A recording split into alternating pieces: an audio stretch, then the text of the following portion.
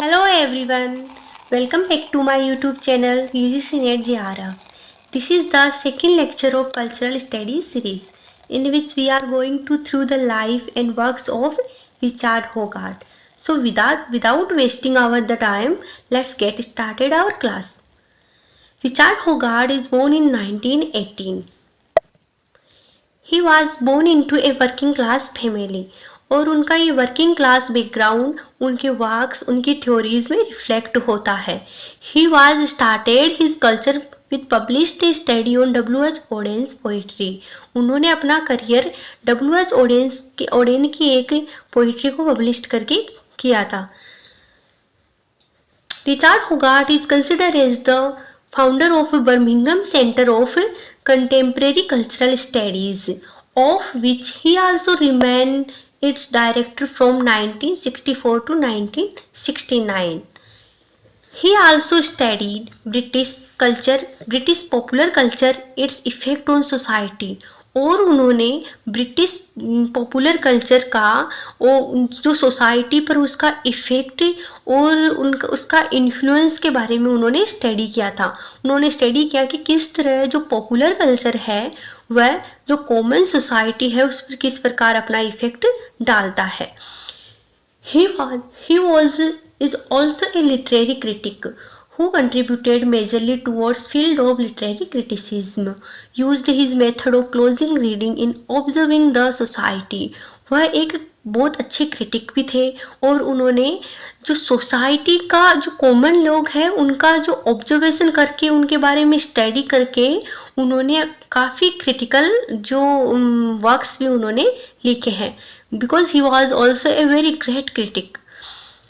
His themes of his works about class, culture, society, इनके बारे में उनके वर्क्स की जो मैक्सिमम थीम्स होती थी वो like that class culture society इनके जो ऊपर ही उनकी थीम्स होती थी. तो उनके मोस्ट पॉपुलर उनके वर्क्स है. उनका सबसे जो अच्छा उनका वर्क्स है वो है यूजेस ऑफ लिटरेसी 1957. उनका ये वर्क काफ़ी पॉपुलर रहा और उनको बहुत ज़्यादा उनसे पब्लिसिटी भी मिली. तो uses of literacy UGC net के एग्ज़ाम में काफ़ी इम्पोर्टेंट पॉइंट है, इम्पोर्टेंट वर्क है. आप इसे अच्छे से स्टडी कर लीजिए, है ना. तो यूजेस ऑफ लिटरेसी में बताया गया है. उन्होंने क्या लिखा है? Examines effect of popular culture and mass media on English working class people. कि जो पॉपुलर कल्चर है और जो मास मीडिया है उनका जो वर्किंग क्लास पीपल है उनके ऊपर क्या इफ़ेक्ट पड़ता है. पॉपुलर कल्चर और मास मीडिया किस तरह है जो कॉमन पीपल है उनको इफ़ेक्ट करता है, उनकी आइडेंटिटी को चेंज करता है, उनके रिचुअल्स है, कल्चर है, उनको किस तरह से वो चेंज कर देता है. कि यूसेज ऑफ लिटरेसी में उन्होंने बताया कि जो पॉपुलर कल्चर है और जो मास मीडिया है वो जो कॉमन पीपल है उनकी जो आइडेंटिटी होती है उसको उस पर बहुत बुरा असर बनाता है, वह काफ़ी उसमें चेंजिंग कर देता है. तो यूजेस ऑफ लिटरेसी को उन्होंने 2 पार्ट्स में लिखा. तो उसके 2 जो पार्ट्स है, फर्स्ट पार्ट है autobiographical era of 1930s looks at the era in which he grew up. कि ये जो पॉपुलर कल्चर है और जो मास मीडिया है उनको जो ग्रोइंग ईयर्स थे कि वो धीरे धीरे कैसे कॉमन पीपल पर अपनी पकड़ जमाते जा रहे थे. उनकी जो ओरिजिनलिटी है, जो उनकी रियल वो जिस तरह से है कॉमन पीपल उसको फोर्स कर रहे हैं चेंज होने के.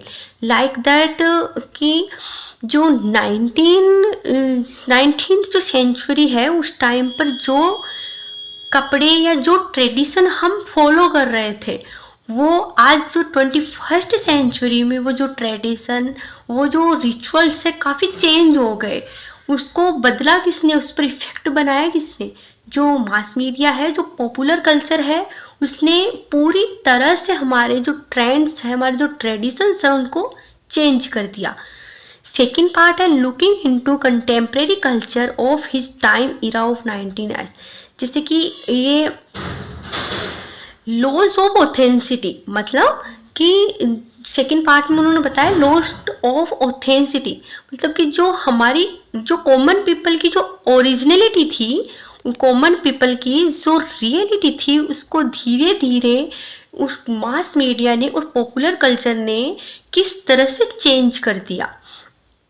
मतलब फॉर एग्जाम्पल देखिए, मैं आपको बहुत अच्छा एग्जाम्पल देके बताती हूँ कि जैसे कि 19th सेंचुरी में जो कॉमन पीपल था वो जैसे बेली बॉटम जीन्स पहनना काफ़ी पसंद करता था। धीरे धीरे जो 20th सेंचुरी आई, वही ट्रेंड चेंज हुआ, मास मीडिया का इफेक्ट हुआ, पॉपुलर कल्चर ने कॉमन वर्किंग क्लास को इस तरह से इफेक्ट किया कि हमारे ट्रेंड्स बदल गए, हमारी चॉइसेस बदल गई, हमें फोर्स किया कि हम स्लिम फिट जींस पहनने लग गए। तो अब जो 21st सेंचुरी आ गई, काफ़ी जो 19th सेंचुरी से लेकर जो 21st सेंचुरी तक जो चेंजिंग हुए हैं, जो बदलाव हुए हैं ट्रेंड्स में, वो हमने धीरे धीरे अपनी ओरिजिनलिटी को खो दिया। जो वर्किंग क्लास है उन्होंने अपनी ओरिजिनलिटी को खो दिया कि बिल्कुल मास मीडिया और जो पॉपुलर कल्चर का इतना बुरा प्रभाव पड़ा है कि हमने धीरे धीरे अपनी जो इतना इन्फ्लुएंस्ड हुआ है कि अपनी ओरिजिनलिटी को खोल दिया। वही है लॉस ऑफ ऑथेंसिटी, ये उन्होंने इसमें बताया है। तो यूसेज ऑफ लिटरेसी जो वर्क है उनका काफ़ी इम्पोर्टेंट है एग्ज़ाम के पॉइंट से देखें तो। सो चलते हैं उसके नेक्स्ट वर्क पे। सो फ्रेंड्स, नेक्स्ट उनका वर्क है the way we live now 1995। तो इस वक्त में उन्होंने बताया Hoggart reflect on cultural changes and development in society over several decades, the role of technology, media and consumerism in shaping modern life.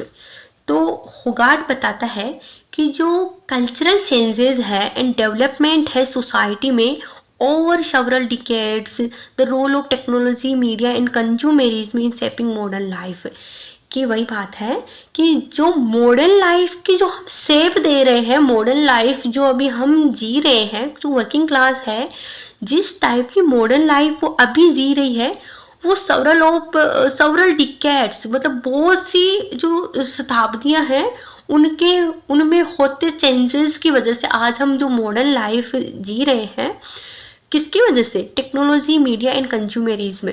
जो technology में वो बहुत बड़ा हाथ है उनका, क्योंकि टेक्नोलॉजी, मीडिया एंड कंज्यूमरिज्म, एक हम जिस चीज़ को कंज्यूम कर रहे हैं उसमें जो टेक्नोलॉजी और मीडिया है वो बहुत बड़ा कंट्रीब्यूशन है। क्योंकि बदलते वक्त के साथ हमने अपने ट्रेंड्स, अपने ट्रेडिशन, अपने कल्चरल रिचुअल सब बदल दिए because of the effect of technology, media. Like that, for example देखें, पहले जब जो 20th सेंचुरी थी उस टाइम पे टेलीफोन, रेडियो, जो हम अभी जो सब हम एंड्रॉयड फ़ोन यूज़ करते हैं, आईफोन यूज़ करते हैं, पहले कीपैड फ़ोन यूज़ किया करते थे।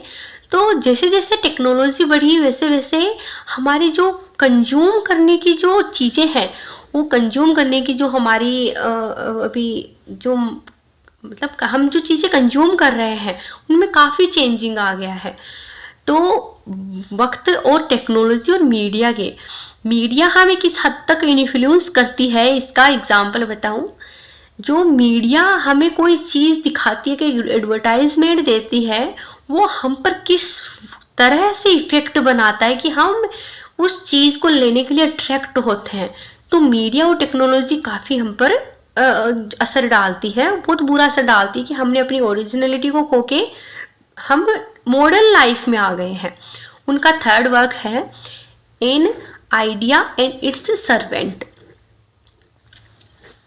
होगार्ट critiques the commodification and commercialization of culture, discussing the impact of consumerism on art, literature and public discourse।